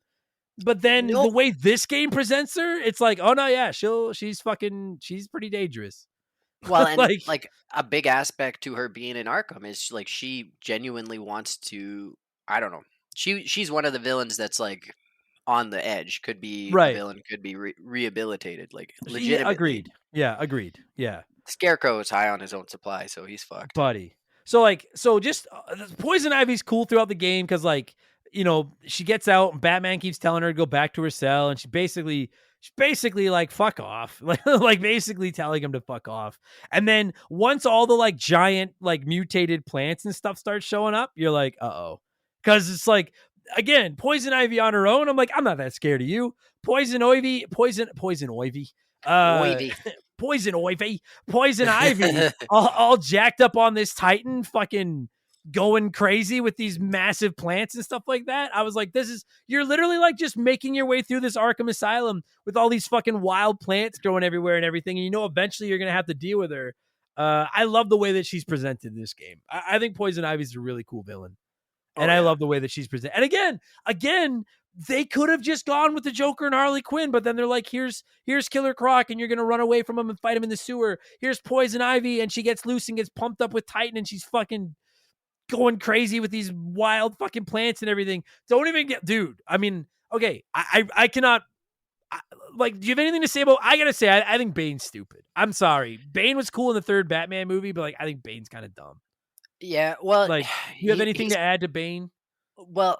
They present him so 2D in this game, and like in a lot of things, but he's actually like he's a criminal mastermind. His intellect is on the same level as Batman. So, Right. but they always just present him as like the juiced, roid rage guy, Yeah. right? Like, not Which to. is like such a waste of a character who's I can't remember where he's from. I thought he was from like Venezuela or like Colombia or something. Like he's Sure. uh whatever. Sorry, I No, suck. that's okay. Like, not But to, not to, like, not to but get sidetracked by the movies, but like, all I knew of him for the longest time was the Batman and Robin Bane, oh, where it's brutal. Like what a which is like horrible awful. portrayal. But then When Tom when Hardy's his Bane was like, oh, this guy's, there's which is layers to this guy. yeah, which is more in line with him. Like in the comics and stuff, he's like a chemist who invents venom. Like he's like the drug in Batman Asylum is based on his venom serum, which is like so Right. venom to Titan or whatever. But he is like a fucking genius. And they Right. do not portray him like that at all. Like it's a 2D boss fight with a juiced up Mongol, Yeah. whatever. I feel like the only reason Bane is in this game is so that they can introduce the Titan, like Yeah, the drug that yeah, makes him, so they can start pumping the other villains full of it. They're like, let's take the, it'd be like, hey, we put Venom in the game, but only so we can take the symbiote off him and give it to Doc Ock instead. yeah, Like, exactly. you know what I mean? And it's like, but why not have him do it? So Bane shows Yeah, up and whatever. Bane, or even have it be part of the story, but not have Batman have to deal with them at all. Have the Joker mess around with them, and that's it. yeah, Like you yeah, don't have to have 100%. a cheesy boss battle with Batman and Bane. No, I agree with that. And then we get who I, again, the Joker is the star for my money, but like the Scarecrow in this game is fucking insanity. And people in my chat were like, "Oh my god, I can't wait for the Scarecrow portions." And I really want to talk about that. We have to, I need to take a break here so I can keep some bills on. So let's take a quick break now. We'll let a sponsor come in and plug their wares, and then we'll come back and we'll get to the Scarecrow part that I know how excited so many of you are to talk about. So we'll be right back. Give us like, I don't know, give us like 90 seconds. We'll be right back. All right, buddy. Seriously, like, how sick are the fucking Scarecrow portions of this game? So Holy fuck. you get gassed with what's his drug called? I don't. I'm not even gonna. With his fear gas or whatever, right? Yeah, And you yeah. go into these like hallucinogenic like delusions where you're in Where, like this horrible nightmare dreamscape, right? yeah, he's huge, and you're like trying to like hide from him and stuff. Yeah, yeah, yeah, yeah. Yeah, Yeah, yeah. those were awesome. Oh my god, where you're like going from like, and he's just like, come on out, bat, and he's got like his hands with all the needles on him and everything like that. Like I have always, it's like in the Spider-Man universe, I'm like, Mysterio is one of my favorite villains. Like I love the villains that fuck with their heads. Yeah. And Scarecrow is, I think the Joker's the goat of all villains, but I think Scarecrow is fucking sick. And though I totally forgotten that he was even in this game.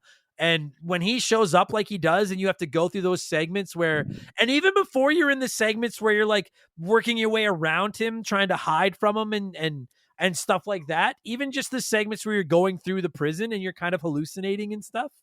Like it's so well done. It feels like a bad dream. Like it's Oh, it's so well perfect. done. Yeah, Well, and like it's perfect. the Yeah. the bricks on the wall are being sucked away as you're walking around. Like it's insane. It's such a cool like I it love is it. such a cool. Yeah, yeah, yeah. Yeah. That's a And very cool level. oh, fuck If you man. could I love, call it a level. Like I yeah, don't know. like Like it's all one kind of level because you're just open exploring, but the one only, section. yeah, which is something I want to get to in a minute as well, just the prison itself, which is almost like its own character in this game. But the only qualm I have with the whole scarecrow portions of the game is that it, like, at the very end, like the dude basically just gets eaten by Killer Croc. And it was like, this guy's so sick, and you play the whole game just waiting to punch him in the teeth and be like, stop fucking with me, and throw him in a cell. And then instead we feed him to the lizard guy. Yeah, Which, like, I mean, sure, but I wanted to fight him. Like, I wanted to just fight him. Like, just straight up, yeah. like, minor thing. But anyway, it was still, though, fucking awesome. And Well, and it would and have been cool to fight him in the dreamscape, like to have yeah, this giant scarecrow. You're trying to evade him, and then you hit him, and it kind of knocks some sense into you or something, and then you go back to reality, and then get hit with the drug again, and have these like in and out kind of hallucinations. That would have been Totally. awesome. Yeah. Instead, you shine the bat light on him and he disappears and you wake Yeah. up. Still one Oh, though. I was dreaming. I'm just in the morgue. Yeah. Fuck, I wonder what I was just doing. Still, for my money, like the coolest parts of the game are the parts where you deal with fucking scarecrows. Oh my god, it's so fucking sick. I guess we're like half an hour into this discussion, and we haven't technically said, like, if you've never played it, I can't imagine too many people listening to this haven't played it. If you haven't played it, stop listening and fucking go play it. But like, Yeah. the basic story of the game is Batman catches the Joker and takes him to Arkham Asylum, which is the prison, and it's not just the prison; it's the prison for the extremely insane. So, right, basically, all of Batman's main villains, his rogues gallery, end up at Arkham Asylum. And I gotta say, because like basically Joker like gets loose, takes over the prison, and Batman needs to stop him. Like that's the very basic gist of the game. Kidnaps Jim Gordon and the warden, right? Yeah. Okay. And what's really smart about it from a creative standpoint, like I don't know if this is based on like a comic book or something, but what's really smart about it is that it gives you a reason to have all these other supervillains like Bane, like Poison Ivy, like Scarecrow, like Killer Croc. Like it gives you a reason to have them all there. And again, like if you didn't have them all, because I was saying earlier, like the game could have easily been carried by just Batman versus the Joker and then maybe Harley Quinn. But then it's like, who are your boss fights throughout the game? And so this makes so much sense. You're in this prison full of these criminal masterminds that you put in prison that are like waiting and foaming at the mouth for a chance to get their hands on Batman. And you need to take them all out on your way to getting the Joker. It just like, it doesn't feel forced. It doesn't feel like, oh, for no reason, here's Scarecrow. Like it all lines up and makes sense as to why these villains are here.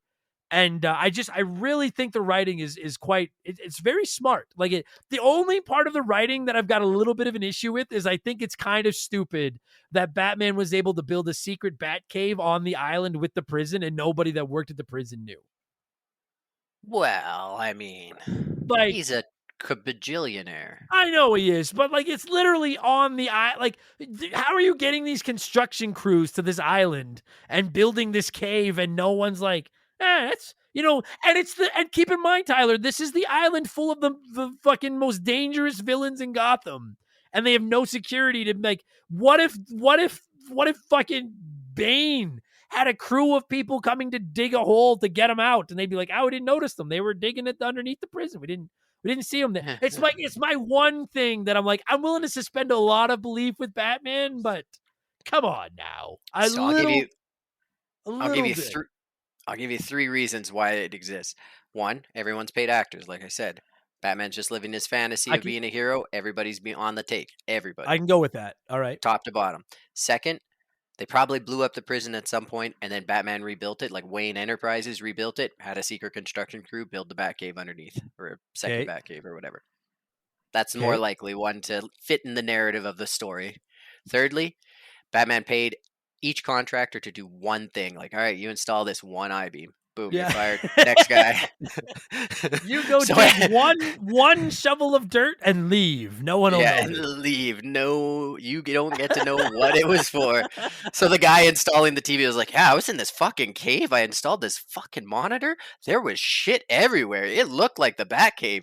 But yeah, I don't know. I just installed the monitor. I didn't get to see what else. Like, I'm not even like digging points from it or anything. I just was kind of like, oh, okay. Like, really? like it's like the endless supply of batarangs that this man has on him, thousands of pounds of batarangs that you can just throw as many as you want. I'm like, I can live with that. That's fine. I've played games where Link is carrying 300 items and he doesn't have a backpack or anything. I can get past that. But building this bat cave on the highest security prison in the planet, I don't know. And the prison is loosely based after Alcatraz. In one of the comics, like that's where Arkham, right, and that makes sense. On the note of the prison itself, like, what a fucking great setting for a game. Just going back for a second, you mentioned if it was based on a comic, it was based on the aesthetic from like Neil Adams comics, Frank Miller's comics, Grant Morrison, so like the Batman guys. So like they didn't directly, it wasn't directly influenced by a comic, but or directly inspired by a comic. But how am I saying? I'm saying that wrong now. Basically, the aesthetic was drawn from the great Batman comics. Like it drew inspiration. Yeah, yeah, yeah. Okay. But not Okay. from any one story. Like it's like it's I mean, is it the most complex story in the world ever? Like, no. The Joker takes over this prison. He's like, hey, I'm gonna blow up this city if anyone else comes here. So he basically just wants to fuck with Batman, and Batman's got to fight all these villains he put in there to get to Joe. Like, and then Yeah, meanwhile they're developing this more powerful version of the Bane drug, the Venom or whatever the fuck it's called, and like I can get on board with all that. Like and I don't like it doesn't need a 10 out of 10 story to get there. It's just all the voice acting, all the characters you come across, everything works. And at the end of the day, all this stuff, all the players are on this board that is the Arkham Asylum prison, which is the setting for the game. And I gotta say, dude, just as like a Metroidvania fan, I love the setup of this game. Like this prison is so well done. I love oh, exploring it. It's so smooth. There's no load screens. oh, it's Like it's beautiful. just oh And a callback, like you were saying, we were kind of doing some comparison between BioShock and this game. The prison, the narrative, and the atmosphere for Arkham Asylum took inspiration from the atmosphere of BioShock. Like they directly were influenced by how BioShock played and how the atmosphere was in the Oh wow. aesthetic. So I didn't know that, but I see it. Like it's got that classic like dark. You're not gonna there's not too many bright, happy go lucky field levels in Arkham Asylum. Like the whole game is kind of dark and dreary, as Gotham is as a well, whole. and it's an insane asylum, and then in BioShock everyone's gone insane. So like Right. that's a good good piece of fiction to draw inspiration from. So that's cool. Sure. Sure. And as a fan of again, like Metroidvanias are one of my absolute favorite genres. And this game really is one of the best Metroidvanias I've ever played, if you want to call it that. Cause like as you go through the game and Batman gets new pieces of equipment, you can go back to old areas and access new parts of those areas and explore them more. And we haven't even talked about the Riddler trophies yet, which we can get to. Oh yeah, And it gives you like I'm literally just like I said I'm done the game, like I'm just going through in the post game now, like the enemies are all gone, I'm basically just going through looking for Riddler trophies and stuff now. And I never like considering what a tight confined space the Arkham Asylum feels like on this island, it never feels like you're backtracking a ton and it sucks or anything like that, you know what I mean? Like it like every area kind of feels the same, but it all feels fresh at the same time, if that makes sense. um Especially as you pick up equipment and you're able to like, oh, now I've got the explosive gas so I can knock down walls, now I've got that whatever the fuck it is, that like tethering rope so I can shoot across areas, now I've got yeah, the PSP so I can hack the I don't know what it looks like a PSP. That fucking thing you can use to hack the security things to open gates and stuff. It like I think the number one thing people say when they compare Arkham City and Arkham Asylum is some people prefer the open world of Arkham City, some people prefer the closed encounters or the closed environment that is Arkham Asylum. And I think there's an argument to be made for both. And I think that's why both games are great because they feel yeah. so differently from each other. And I think it depends on the type of player you are. Like I will beat a Red Dead Redemption game. Maybe not the latest one, but because traditionally compared to Grand Theft Auto games, Red Dead was more linear, so more in a box. So Right. I would play those games and beat them, but I would never beat a Grand Theft Auto game. And it's the same with this. Like Arkham Asylum, I ended up doing, fuck, I think I got maybe not 100% completion, but I played the shit out of it and found everything. Arkham City, I think I played through and did like a single playthrough, but I didn't find everything. There was just too much more to do. So I'm the Right. type of player that it's not a turn off, but it just kind of, I'm not the type of player to get into the open world and then just explore. Sure. That stifles me Whereas a little bit. I understand that because I traditionally I'm not either, and there's something to be said for the more intimate, closed in environment of Arkham Asylum, where like if you want to go on a hunt to find all the Riddler trophies and stuff, it doesn't feel like quite as overwhelming of task. Like it's not nearly as big as like Arkham City is. At least it doesn't feel that way. I haven't played Arkham City in years, but Yeah, it I don't. I'd have to look back. I don't even remember who the main villain was for that. Do you switch characters in Arkham City? I don't think so. I'm not. Don't yell at us. I haven't played Arkham City in 12 since it came out. I literally bought it shortly after it came out and played it. I've not touched it since. So Yeah, and I don't remember. oh no, it's Arkham Um, Knights. I think you switch characters. I didn't really remember this one though. Like replaying it for the first time in forever. Like it was like playing it for the first time again, and I forgot how much I like this game. And we'd be remiss if we didn't bring up the Riddler. Like I wish he actually Oh showed up man. and you dealt with him because I've loved the Riddler ever since Jim Carrey. Oh yeah, Jim he did a Carrey good nailed job. it. He Yeah, nailed. like everybody People shit around on him. that movie, but Yeah, everybody around him sucked, but he was really good. he was so good as the Riddler. My God, he was Ugh. good. Was that the one with Mr. Freeze, like Arnie? No, that was Batman and Robin. Oh That was man, the that was one. Batman that Forever was was he had Tommy oh Lee Two Jones Face. as Two Face. Yeah. That's right. Neon pink Two Face. Hey, he was good. Well, He, Sugar and he Spice was good. I don't care about Two Face. yeah. His I goo, love his goo. What a way to. All right, the Joker gets insane men who are gonna dress up like clowns. Basically, he conscripts his goons from the ICP concert. yeah. Yeah. Two Face goes to a strip club and is like, "Sugar Spice, let's go." Yeah, ladies. Picks And they're two like, "Who?" strippers. Yeah. Like they're not goons. They're not gonna help you at all. Like, Yeah. But you're right. Jim Carrey was fire as Riddler. man, And he's good in anything he does. yeah, he is. And I wish that the actual Riddler had showed up in this game, but he doesn't. But throughout the game, the Riddler is fucking with Batman and he's hidden tons of little Riddler trophies, which have like I genuinely think I'll ask you this. Is there a more infamous collectible in all of video games than Riddler trophies? Like I don't know if there is. Everybody Uh, knows them, the Riddler trophies. yeah, I don't know. I don't think so. Right? I, Like and everybody just knows them. and just perfect. Well, especially like oh man, the Riddler takes on a whole new light too with the latest Batman movie. Like, oh, what a great villain. Yeah, I'm a I big I would fan of Riddler, yeah. I would say that you could build up like Joker is Batman's villain. Joker's Batman's soulmate, right? Oh, You could yeah. build up the Riddler as his number two villain. Sure. Yeah, I love Riddler. Yeah, I think he's a great villain. And I like I genuinely enjoy going through this game cuz like I think there's a lot of collectibles in this game and I think like the interview tapes, like the old I don't know what are those called? Like the big tapes that are in the big metal canisters. Oh, the 8 millimeter ones or Is that whatever. what they are? I don't Well, know. 8 millimeter is like a type of film. Those are the playback ones. I forget what they're called, but it's reel to Yeah. reel playback. Right. Like you can collect those as you go as you go throughout the game and you learn more about the various villains and they're cool if you want to listen back to them. Like they're neat. And you can find those the Oh, history of Gotham pillars or whatever the fuck they are, where you scan those and learn yeah, more about the history of the prison and the and city and stuff. But what's the one villain? Is there not like a psychopath? It's a Z name. Zaz? Zaz, Zaz? yeah. Yeah. So you get introduced to like some like very B class, C class henchmen villains Yeah. who are a little bit more than just like no name henchmen because and Zaz has showed up in other things as well. I'm just trying to think what I've seen him in.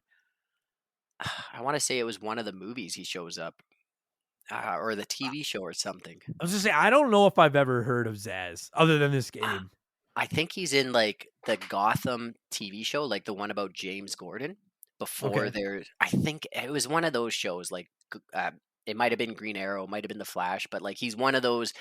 He's kind of like Solomon Grundy, one of those Grundy, I think Solomon Grundy, whatever the like zombie, whatever their version of the Hulk. Right. But he's one of those villains, like just kind of like crosses over into a bunch of TV shows and shit now. Right. Well, yeah, he's there just I don't know. It feels like he's just there for somebody to do. I'm like, I don't Yeah, really know well, what that's his I'm gonna role knock in you out most of the and comics and stuff like that. Is he's like the introduction villain, but not yeah. the mastermind. Like he's Like that guy who, the level one boss. yeah, the one Yeah. that Batman apprehends, and then Zaz is on this, so this is Yeah. deeper than I thought. Yeah. Robin, you can take care of this one. And that's how Robin Yeah. keeps dying. He's gotta go deal with fucking Zaz. So I like there's a lot of other collectibles you can get throughout the game, but like to me, the two coolest things are those Riddler trophies, the green Riddler trophies. And for my money, the coolest thing are the actual riddles. Like when Oh you go yeah, into an area and and he's always got like a play on words and you need to figure out what the riddle is and like zoom in on it and take a picture of it, and then you solve his riddle. I really genuinely enjoy some of those Riddler riddles. Did you I do think them they're. all? Did you do I'm them in the all like totally vanilla though, or did I'm in you? I'm in the process of going through doing them all right now. Are you Like the using the game's power of done. the I'm just internet? cleaning up now. What's that? Did you use the power of the internet for any of them? No, but I do like how you can find a Riddler map Yeah, in every area that gives you a ballpark idea of where they are, and then you can go there and kind of figure it out. I do like that. So that's and what I've they done. and they do a good. That's one of the things they do a good job in doing.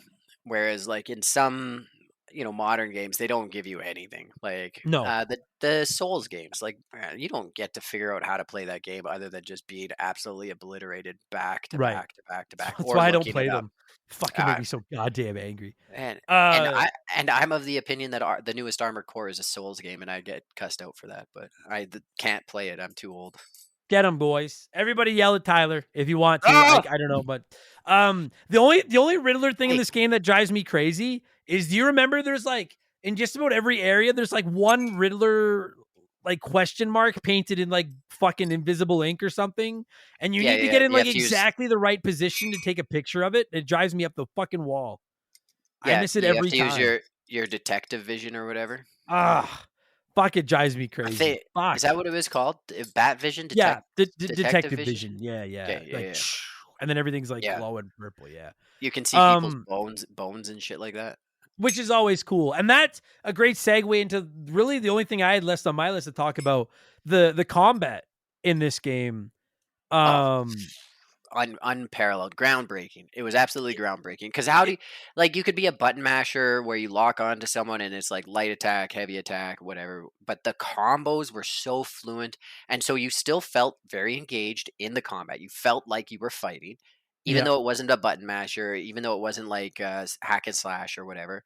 Like you still felt, but instead of feeling like in hack and slashes, like you find that power attack, and then I don't know. I just like I don't even bother with sure, combos if it's like who yep like Link for example. Like you're just yeah, slashing away. Sometimes you do a yeah. little spin, but it is like it depends what that enemy is weak to. But you just do that one thing essentially, Oh, right? yeah, yeah. Sorry, we lost you there for a second, but yeah, I know what you mean. You get like that one attack that works, and that's the one you just focus on. All right, sorry about that, everybody. A little hiccup in the old interwebs there. Yeah, sorry. Like, what were you saying So about what the I the was the just attack? ranting about how like in Arkham Asylum, like they nailed the combat because it's the first time I've ever seen this. Like I know they've had quick time events before this, but this seems like they took quick time events and boiled it down to into a combat system that still felt very engaging. Not like I was waiting to mash X or time it. There's timing, but it's still very engaging, still very fast paced, and eliminated like any kind of hack and slash combat and just put it to this like for lack of a better term, this quick time combo system, and it worked. Like it Yeah, worked it did. so well, It and was like I just want to build on it. Like that's what they didn't really have a multiplayer, but they had that time trial mode, and yeah. I played. After I beat this game, I played probably for another 3 months that time trial mode till I was getting each one perfect. I was in the top of the leaderboard for several months, like number one in North America for time Nice. trials, where I would like obsessive behavior, where I would It be playing these to do it perfectly. Like I had it down, I was writing down what the combo needed to be. If I missed one button, I'd reset. I wouldn't right. even bother to see if it was a good score. Like I would totally just reset and obsessive. Well, it like it was funny because that was like the one thing playing it a couple of weeks ago to get ready for this episode. Like, I remember it blowing my fucking mind back then, and playing it now, like it still feels great. Like when you're fighting like a swarm of like 8 or 10 enemies, and you're hitting attack on one, and then another one comes up, and you hit the counter button at the right time when the little like basically the spider sense thing shows up over their heads, and then you stop beating on the first enemy, and no matter what they're doing, like it never feels like there's like a skipped animation or anything. Like it always just flows so smoothly in the Oh, way even Batman reacts and throws guys around and all that oh, kind of stuff. It was e- just like silk, man. Like even silk. when you fuck up and they hit you, it feels like you're watching a cutscene. and Yeah. you're controlling it.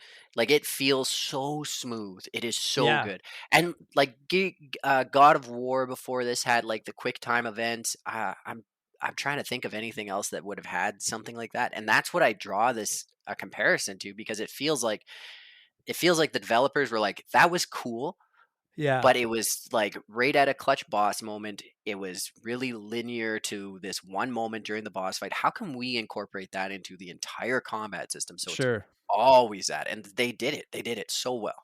Absolutely. And I like like and other like in games so have many games adopted today. this. Yeah. Yeah. Oh, because that's what I was gonna say. Like I like listen, that was like one thing when I was playing this.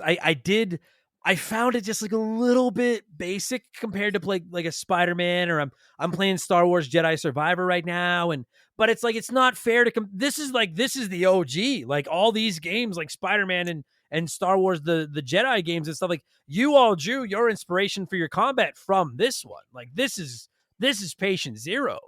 So Yeah. it's not a criticism of it. It's just like it's been done better since then. But it was so smooth back then. And being able to like whip batarangs at enemies that are running at you to like temporarily like slow them down while you're beating up on other guys and shit like that. It was, oh my God. And then the segments where you're like trying to go stealth and you're going from the like gargoyle to gargoyle trying to take them out from above, Oh, it's and you so can, good.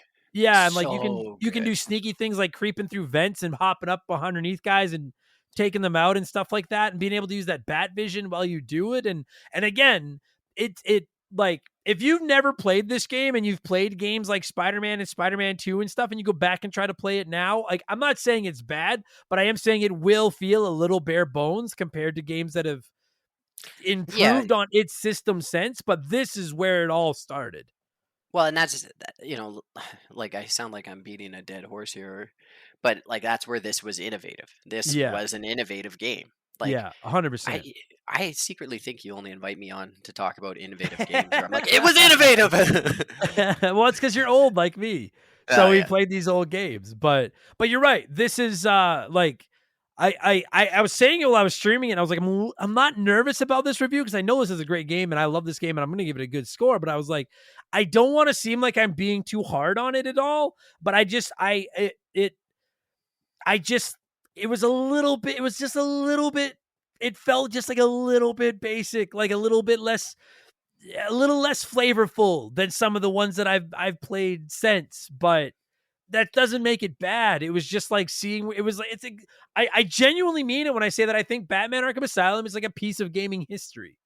Yeah, It I is 100% agree. And right? I think Like and I think it's a piece of Batman canon, like maybe not to the storylines or whatever, because they have comic books do multiverses now, so they can explain away anything. right, But it's yeah. like a piece of like the Warner Brothers Batman cartoons, the original Tim Burton Batmans. Like those are that's where Batman starts in my mind. Like the Adam West Batman, the Silver Age I of love comics, that. the Bronze Age of comics, and even like like basically the 1980s comics being turned into television, cartoons, movies, and these games. Like this is the best era of Batman that we're seeing, and it's all Yeah, stemming from like the Alan Moore comics, the Frank Miller comics. Like we're seeing it in so many different medias now, and like this is those guys' Batman version of Batman, the sure. broody detective who's also a badass ninja, like Yeah. ah, Yeah. unparalleled. No, it's just a very special video game. And Yeah. to all of you that have been like, I know, excuse me. I know I sound like Batman now. I know how many of you wanted this game covered on the show. It handedly won the Patreon poll that it appeared in. And I just want y'all to know that like I played it back then, and replaying it for the first time in almost 15 years since I played it to begin with. I was, fuck, it's just what a special fucking video game, man. Like I listen, I've been hard on games like Castlevania Symphony of the Night. I know, to me this is in that category. This is like just some of the most groundbreaking, corner turning, trend setting linchpin games in the history of this hobby that we all know and love. And if by some chance you have not played Batman Arkham Asylum, like double secret probation for you right away, and you got to get out and play it. I just play Oh, it. you It's have to. I I can't because like it covers the action genre, it covers the Metroidvania genre. Like I can't think of like who wouldn't like this game. I like Psychopaths. I well who? Psychopaths. They feel bad for the Joker and the villains Yeah, in the Arkham. They're Joker. like, why the bat? Why is And the even Batman? I feel like even the Joker would like this game, even though he knows he Oh, loses. He's like, I know it's still fun. I had lots of yeah. fun in this game. So I So just quickly looked up because I was like, I distinctly remember when they replaced when Kevin Conroy stopped doing voices for a bunch of the Batman stuff, and they've had like 30 different people voicing Batman. But Pete Weller, the guy who played RoboCop in the original RoboCop, did a Batman voice oh, for The Dark Knight Returns Part Two. it doesn't. It's so funny because like on the surface, I feel like Batman's not a hard guy to voice. Just like I'm Batman.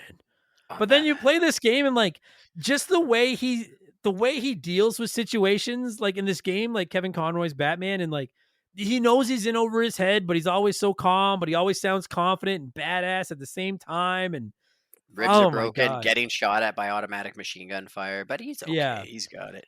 And then Uh, and then like I again like just to kind of wrap up the episode, I cannot praise the chemistry between him and Hamill enough because like Batman is so even keel.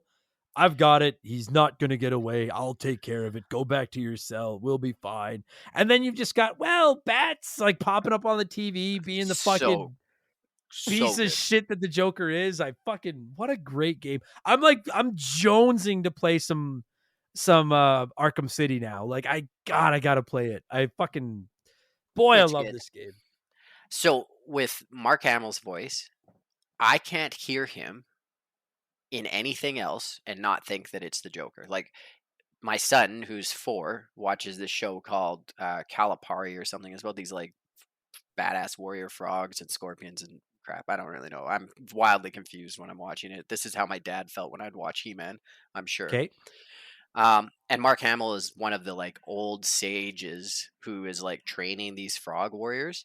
And the whole time I'm like, yeah, just say bats just once. Just like, yeah, you're almost there. Just be the Joker. I don't give a shit about Yeah. these frogs. Like I haven't watched any Star Wars since I played Arkham Asylum. And again, I don't have that connection to the cartoons, right? Like when I don't think of the Joker when I hear his voice. But now I'm wondering if am I going to hear the Joker the next time I hear Luke talk? Like No, not in the original, like A New Hope, Empire Strikes Back, Return of the right, Jedi. You won't in those because his voice is still very young. So you just right. get like, Oh, and right. Yeah, yeah, yeah, yeah. you don't get that like I want to call it like reverb or rasp. What are they? Vocal fry. Like it's almost Yeah. like vocal fry that the Joker has to his voice. I feel like Mark Hamill didn't really develop that till a little bit later in life, but now that's how he sounds all the time. So, Oh, like okay. in the newest, when the newest trilogy, when Mark Hamill shows up, I was like, oh Yeah. no, he sounds like the Joker now. Yeah, that's what I mean. I gotta look that up because I'm like, I wonder if I'm just gonna hear the Joker now. Like, Yeah. fuck. I love it. What a great game. Have you are you good? Like I think we've touched on almost everything I wanted to touch on. Have we missed anything? Or are you feeling all right? Combat spectacular, voice acting 10 out of 10. Oracle is Graphics. Barbara Gordon. For people who follow the comics and didn't know, but Yeah. like the voice, his lady in the chair who's giving him advice and whatever, that's Barbara Gordon. She got shot in the stomach and her spine was severed, so she can't be Batgirl anymore. So she's Oracle. Oh, I didn't know that. By the Joker. I think the comics called The Killing Joke by Mark Allen, and that's who they based the who they based Batman off of was the 1988 Mark Allen. So that gray and black suit. The Um, Joker's fuck. The Joker's a great villain. Like he's the oh, goat of villains. He's the goat. Like he he's just he. There's some super dark like adult Joker comics where like he kidnaps Jim Gordon, similar to like in Arkham Asylum, but like uh, kidnaps Jim Gordon and like puts him through a roller coaster where like there are scenes of him, the Joker, raping Barbara Gordon being played Jesus. while he's showing it. Like he is the worst villain when they take the PG rating off. Like he is Right. by large and far. Like he seems like a silly clown, especially when you look at, like I was saying, I don't really care for the like Bronze Age and Silver Age of comics because it's like the Adam West Joker, where he's Right. like this, bank robbing goofball. When you get down to it, where it's a man with no boundaries, But I like, think I think and that's so one of the things that make him so great is that he can yeah. do both ends of the spectrum so well. Oh yeah. Well, there's a Like, theory that there's three different Jokers too. right. That it's not just one person who's the Joker. Like Batman's Joker is three different men. Yeah. I Well, like, I I kind of fell off the comic book thing because you have to be. You need time and like right. disposable income to be a super big comic nerd. So Ha- have you? And I don't want to spoil the end of it because I'm it's one thing when we're talking about the game, and I don't talk about anything. Like, have you seen the Joker movie, like the Joker with with Phoenix? Joaquin Phoenix, yeah, Yeah. that's It phenomenal. it's This, so good. And the ending, without spoiling it, the ending, like, I love that ending because I'm like, the Joker is such an open-ended villain. He can be anything. I love that. Like, I just think tell me he's the greatest.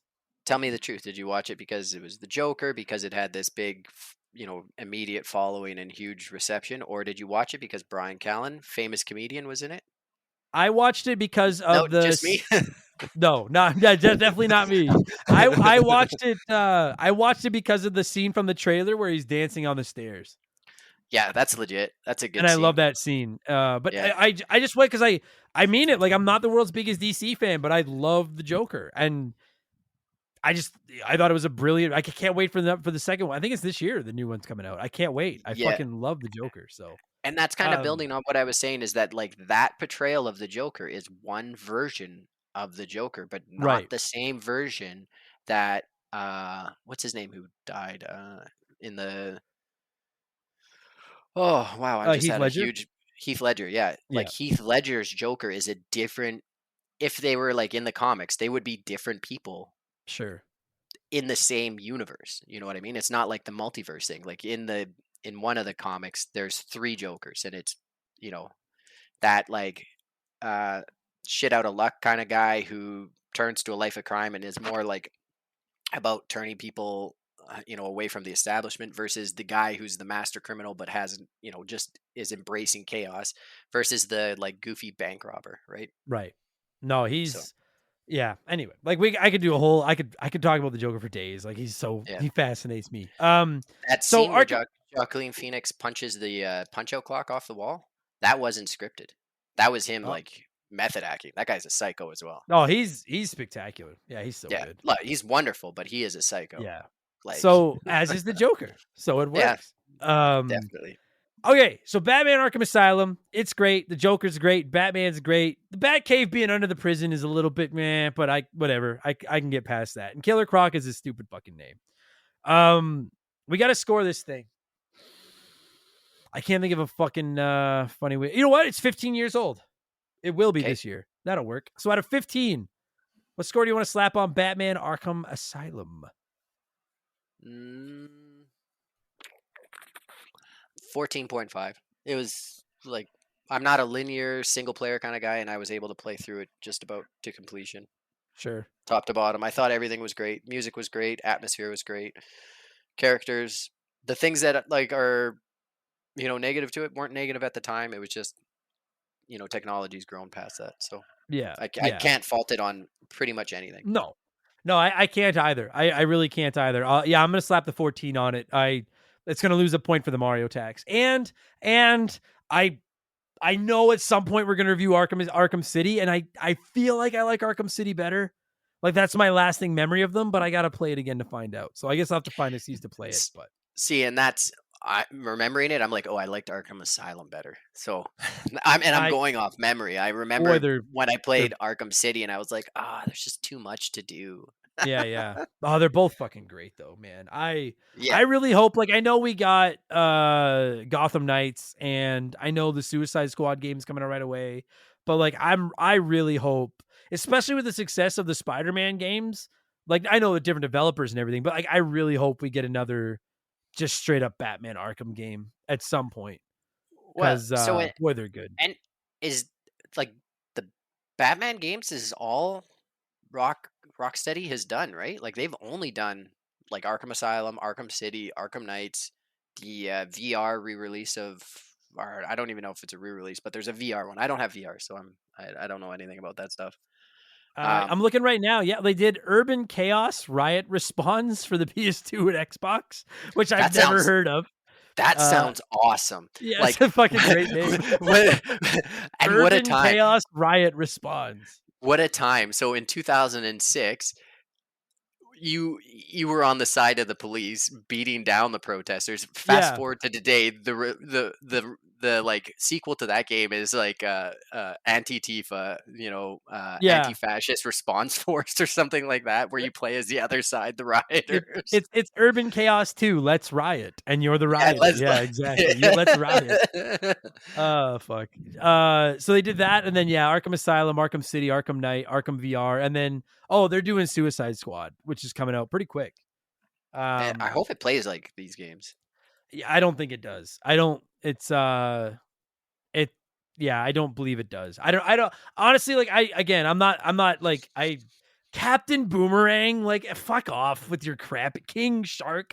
I'm sorry. I know some DC fans listen to this, and I know Marvel's got dumb villains too, but like Captain Boomerang, I'm sorry. I'm Killer Croc wasn't available. I don't fucking know. It was Kevin Conroy's final Batman was that game for Suicide Squad. So that's iconic, just like that. But what's crazy is with AI now, they could just have Kevin Conroy doing it for the next 200 years. I know, and that we've been talking about that on Game Patch, and about what a controversial thing that is, because on one hand you can keep these great actors and actresses and voices alive, but on the other hand it's like that just it's less work that modern people are gonna get, and it's time to move. Is it time to I don't know. Like, I don't know what the answer is there. All I know is I hope we get another Batman game at some point. There will be people who get bored. There will be people who get bored of hearing Kevin Conroy as the Batman, and they'll move on. There's other, like, you can do other versions, right? Listen, I would love to hear Adam West. Yeah. Like, I know he's gone, but like, if we're breaking out the fucking AI and reviving some voices, I genuinely would love a Batman, like old school Batman game with the Adam West Batman running around fighting those villains. Oh my god. Do the same combat, but instead of the cutscene of him like busting the guy's leg out of the hip socket, it just goes boink. Bam. Oh my god. Adam West will always be my favorite Batman. I think he is the greatest Adam that has ever. As a member of the Adam fraternity, I've always considered Adam West our GOAT. He is the man. So that's fair. Did you know for the Tyler fraternity, I'm the GOAT? There's not a lot of famous good Tylers, so I take the cake. Yeah, I'm trying to think. That's as good as it gets. Yeah, like I know people are gonna write in about a couple of. I'm sure people could think of who's. Yeah, I don't know if I could think of a. You're definitely my number one, Tyler. Yeah, there we go. And the people writing in don't know what I do for moonlighting. Like I legitimately could be the rural county Batman or Spider-Man. And they don't. I just googled greatest Tylers. Who is the most famous Tyler in the world? There was number one, Tyler the Creator, Tyler Perry, Tyler Hoechlin. Yeah, legitimately Tyler the Creator and Tyler Perry. Like, one a hip hop god, the other one a comedian that I cannot compare to. So. Yeah, but you're Edmonton's Batman, so yeah. Well, there you go. Yeah, and you. Anyways, we're rambling now. We'll call it an episode. This was fun.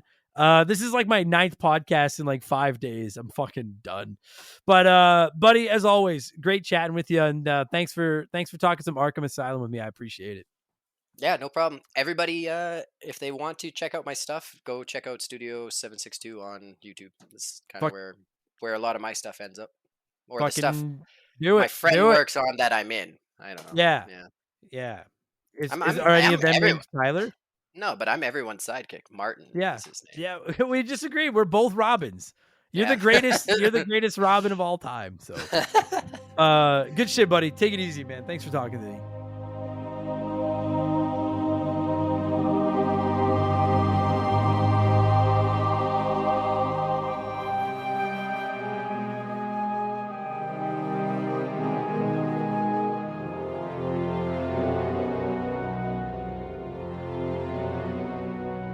And that is going to do it for this week's episode, Tyler. Thank you so much for taking time out of your Friday night. We were working on this late Friday night to talk Batman Arkham Asylum. I appreciate you, buddy. And to all of you listening to this, thank you so much for taking a chance on our show, whether this was your first Remember the Game or your 282nd. I appreciate you. Thank you.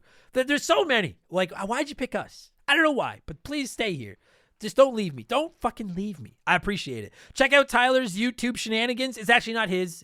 As he said, he works with more talented folk, and he's in there. But you can find the links to that in the description of this podcast if you are interested. And speaking of links in the description of this podcast, if you want more of these, baby, patreon.com/rememberthegame. Our subscription started $3 a month, and you're getting extra shows every single week. I drop a new show Monday through Friday, most weeks, ad-free, waiting for you over there with fucking 100. There's got to be like 500 some bonus podcasts waiting over there now. It's fucking just complete insanity. And to top it all off, if you sign up for Patreon now, you're getting access to the 4th annual Blankies, our annual gaming award show that'll be going live tomorrow, Thursday, January 18th. I hope you enjoy it. Find out what won Game of the Year as your vote, what won my personal Game of the Year, and we reveal a dirty, dark secret about Remember the Game Industries. I'm not going to say what it is. Ooh. And I have a big announcement for a project that I'm going to be turning live in February here on Remember the Game as well. All that revealed during the 4th annual Blankies, which are available at patreon.com/rememberthegame tomorrow for just $3 a month. I'm on Twitch, although I won't be this week because I'm away on holidays, but twitch.tv/rememberthegame. Toss me a follow. It's free. You'll know when I'm online. You can come by and see my stupid face. I'm trying to get on Monday, Tuesdays, and Thursdays at 2 p.m. Mountain, and then just whenever else I have time. And I don't really feel like plugging anything else. So I'm going to thank some Patreons and get the fuck out of here. Thank you all so much for listening. And we'll be back next week with Remember the Game 283, which is going to be an arcade game. And I wasn't going to tell you what it is, so I'm just going to tease it. It stars... It's Donkey Kong. I don't know how the fuck else we're talking Donkey Kong next week. I don't know the fuck. Shut up. Enjoy the podcast, or enjoy that... Leave me alone. Thanks, everybody. Talk to you on the next one. Cheers, so long, goodbye.